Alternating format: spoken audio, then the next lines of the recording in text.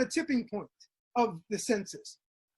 One of my colleagues in San Francisco wrote a book called The Browning of America, Ron Sundstrom.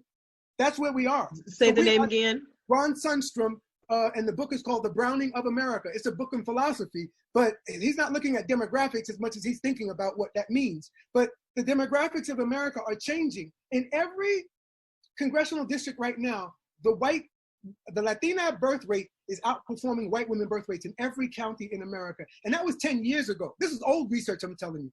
So there's a real attrition in the white population and an explosion going on amongst others. And the census will tell you where everybody's moving. And then that's where the money goes for schools, for ambulatory services, for fire services, for building inspections. Everything that we need as community that we are saying in this movement needs to come full-fledged, not in some piecemeal affirmative action or welfare policy, but in a total reversal of the relationship of Black people to the state. This is a part of that. This is America doing right by Black people because it's right to do right by them, the same way they've always done right by white people. White people have always had reparations. When they wake up in the day, the American state is on their side. That's how I define reparations. America, right. The government having your back.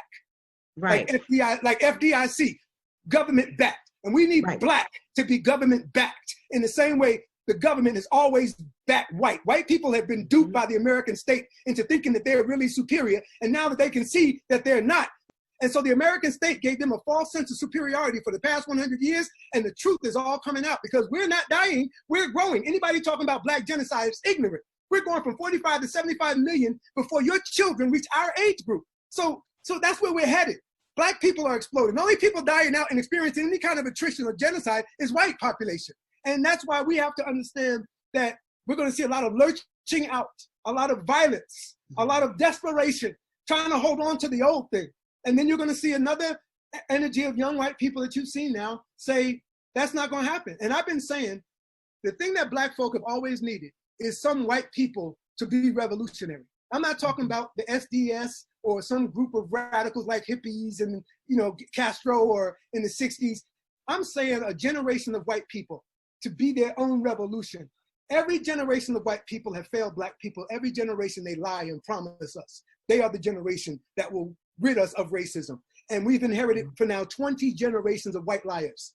20 generations of white liars. And it's time for this generation to come correct because we're all too intelligent now. We're all too informed. We have the internet. People have access to information. People have knowledge. We have 10,000 Martin Luther Kings now. We have 10,000 Thurgood Marshalls now. We have 10,000 great accountants. We have a Black bourgeoisie and that is far expanded beyond what we had in the 60s. I don't mean to disrespect those people. They were all special. But my point is, we have 10,000 great lawyers now.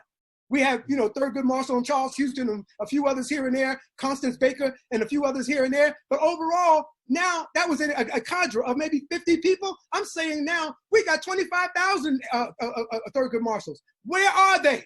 And why aren't they stepping up to challenge the laws in every district? I'm sorry, Alicia. I think every Black organization, the engineers, the political scientists, the sociologists, the economists, the anthropologists, the health professionals, the law enforcement professionals, we should all be rising up with the young people in the streets in our professions. This has to be a massive, y'all can't go back to normal. We're not letting y'all go back to normal. Black reaction in America. In every office in America, we have to tell them, no, you cannot be who you used to be. Y'all got to change, because we're tired of y'all. And that's the truth. Black people are sick of white people and their violence and their racism. We don't call the police on them. We don't shoot them running down the street in the middle of the day. We don't break into their beds and kill their daughters at night. We don't do the damage that they do to our people. We don't do to them.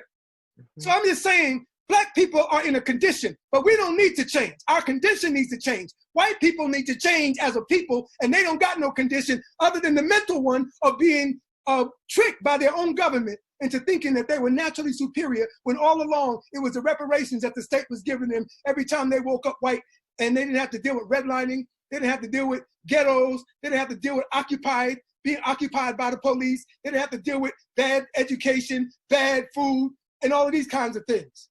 So when you start talking about where we are as a people with law enforcement reform, yes, we need to take as much of that money as possible, billions of it, and redistribute it to the neighborhoods and to the schools and to the families. Absolutely. Because listen to this. Most of you will think I'm crazy if I say America should give every black child when he's born $400,000. And that will guarantee that child